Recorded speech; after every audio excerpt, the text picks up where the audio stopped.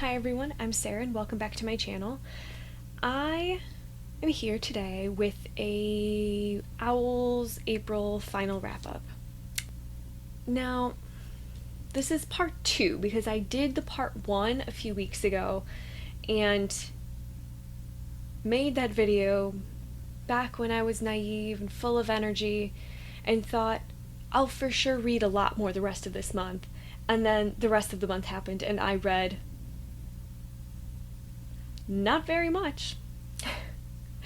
Hardly read it all for the second half of the month. Unfortunately, just fell into a bit of a reading slump, I wasn't really interested in what I'd picked out, kind of just a general exhaustion with the way things are currently, which I'm sure a lot of people understand. But I did need to finish up my April reading and kind of give some sort of stats of sort. So with the Magical Readathon, or the Owls, there are 12 total Owls that you can work for. And so I thought I would quickly go through the books that I read during my first wrap-up and kind of tell you what Owls that I got with them. The first is Someone to Love by Mary Balogh. This was my astronomy owl, which the prompt was to read something when it's dark outside. So basically, read at night. Then I also read The Castle of Otranto by Horace Walpole, which was my potions owl, which was to read a book that was under 150 pages. I read The Widow by Fioan Barton. This was for my arithmetic owl, which is to read something outside of your favorite or preferred genre. I read The Incendiaries by RO Kwon.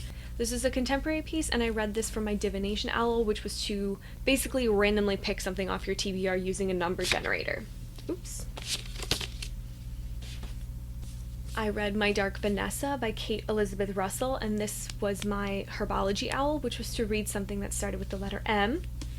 I also read A Curse So Dark and Lonely by Brigid Kemmerer, which was my transfiguration owl, which was to read something that involved shape-shifting.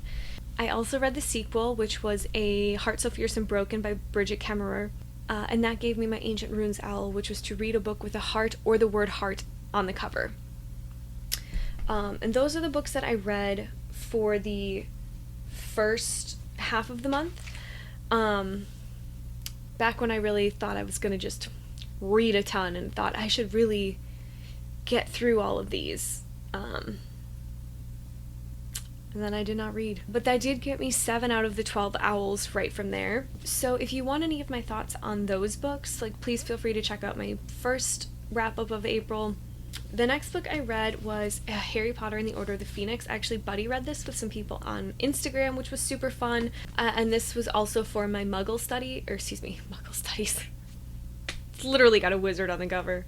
This was for my History of Magic owl, which was to read a book that involved witches. I don't know, I gave it a 3.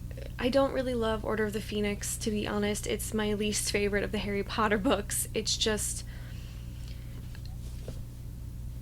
I want to like it more. It's tough because I understand what was going on, and I understand Harry was really angsty and upset and super traumatized, and I understand that it's kind of like the shift from magical fun fluff, sort of, so to speak. It's a horrible way to say that because there is an evil wizard that's rising, but whatever, into a more serious adult threat of war. It's the longest book. It's how many freaking pages is it? 870 pages. It just feels like there's a whole lot of things that happen just to make Harry as miserable as he possibly could be, and there's just no light at the end of the tunnel. And I understand, it's realistic and, life isn't like fairy tales and all that stuff, but we are reading, a fun fantasy, so I feel like if it was going to end as dark as it did, there needed to be bright spots in the middle, and for me, personally, this book just doesn't really have them. It just feels like one giant pool of darkness, and then you get to the end and it's just more darkness, which I am always aware going in, that's why I hardly ever read this one. But, I mean, compared to how much I disliked A Heart So Fierce and Broken, this was just a walk in the park to read. The next book I read was The Woman in Cabin 10 by Ruth Ware. This is a thriller that's set on a cruise ship, so it ended up covering my Defense Against the Dark Arts owl, which was to read a book that was set on the sea, by the sea, or along the coast.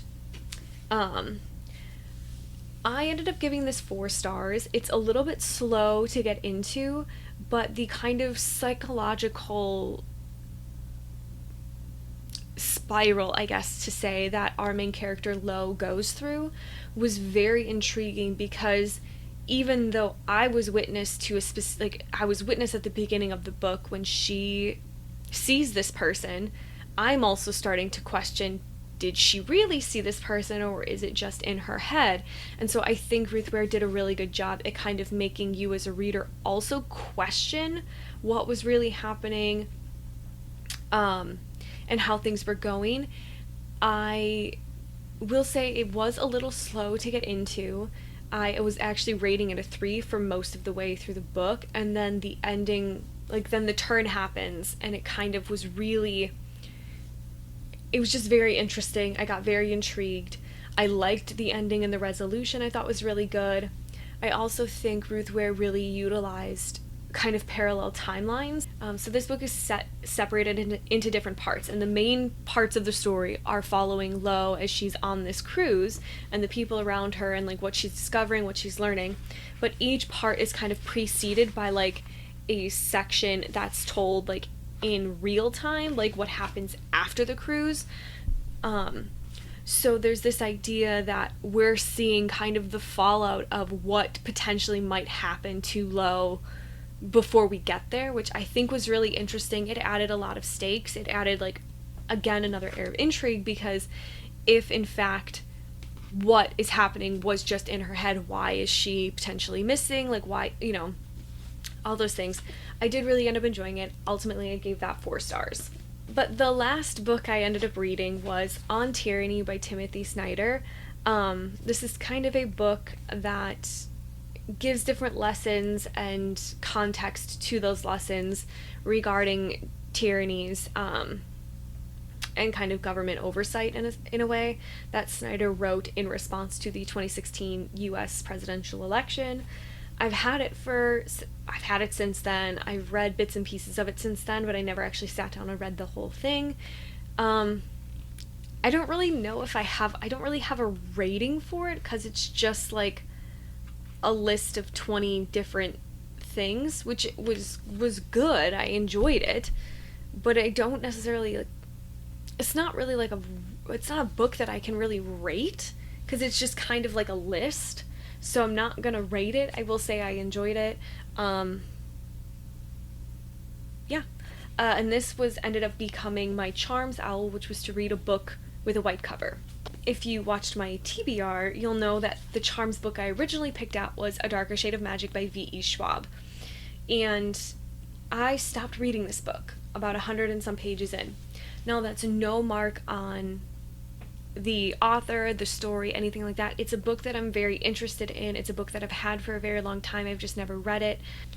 The biggest problem was that I just fell into such a massive reading slump that I just could not bring myself to read anything at all. And this book, I didn't want, if I kept forcing myself to read it, I was kind of getting to the point where I was going to DNF it, because it wasn't what I was interested in. It wasn't going the way I wanted it to, and I was just kind of getting really down on it. And because I was so excited for this book, I didn't want that to be kind of the way that I remembered it. And so I ended up putting it down and reading On Tyranny instead, just to get my owl. And then I thought I could save this for another time when potentially I'm out of the slump, or I have a little bit more time or desire or inclination to read it, just because I didn't want to end up hating this book purely because I was in kind of not a great headspace to read it. What I read of it was fine. A lot of setup.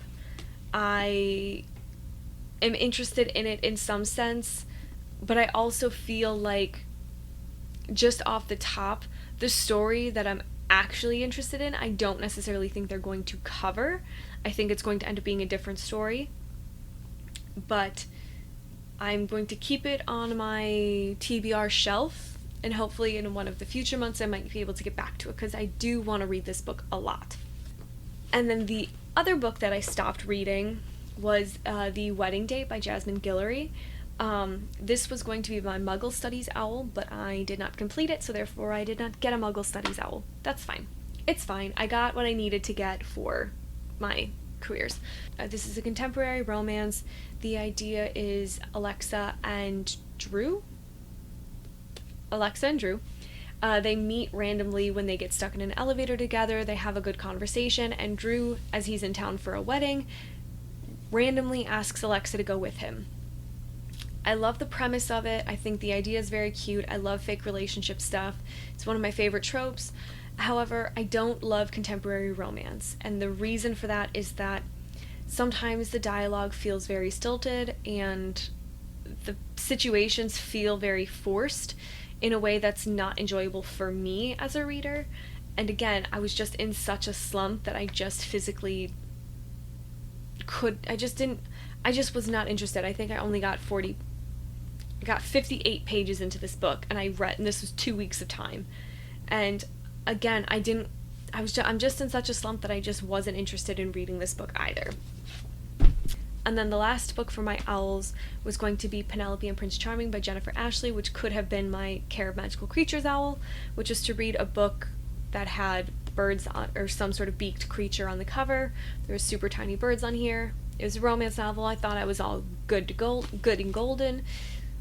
But I didn't even pick this book up, to be honest. I can't even tell you how I feel about it. I never even got around to it. So overall, I did get 10 out of the 12 owls, which I think is really good. It's a great accomplishment. And I did get all the owls that I needed for my career goal, which is to be a spellmaker. So I'm going to count that as a win, and I'm trying not to be like too down on myself for hitting a slump and for not really reading too much in the second half of the month / at all. But kind of breaking it down, it was kind of a mix of books, to be honest. So I'll start from 1 stars and go to 5 stars. The only 1-star book that I read was A Heart So Fierce and Broken by Brigid Kemmerer. I think this book was sloppy and overproduced, which is oxymoronic, I know, but it's kind of how it felt. And I just really didn't enjoy it. I gave it a 1 star. It was a book that I would have DNF'd had I not wanted to read it for my owls, and if I had gotten to it at the end of the month, I definitely would have DNF'd it. My 2-star read was The Incendiaries by RO Kwon. It was okay. And then I did have 4 books that were 3 stars. Someone to Love by Mary Balogh, Harry Potter and the Order of the Phoenix by J.K. Rowling, The Widow by Fioan Barton, and The Castle of Otranto by Horace Walpole. They were all solid books. They were totally fine.